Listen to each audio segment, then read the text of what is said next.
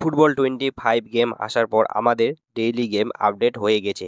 আর আপডেটের পর যেই কার্ডগুলি নতুন এসেছে সেইগুলির মধ্যে একটি হলো রিব্রির এই কার্ডটি। তো আজকের এই ভিডিওতে আমি এই কার্ডে সেরা ট্রেনিং ও কোন বুস্টার অ্যাড করবেন সব কিছু জানাবো। তো ভিডিওটি সম্পূর্ণ দেখবেন।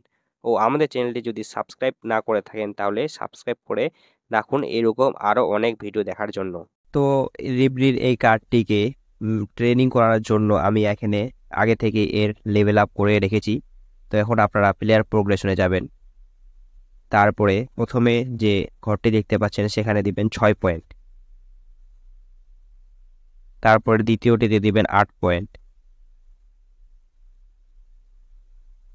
তারপরে তৃতীয় নাম্বারটিতে দিবেন 10 পয়েন্ট।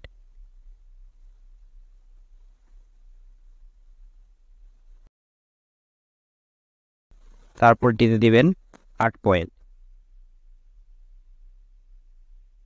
তারপরে লাস্টেরটিতে দিবেন 7 পয়েন্ট।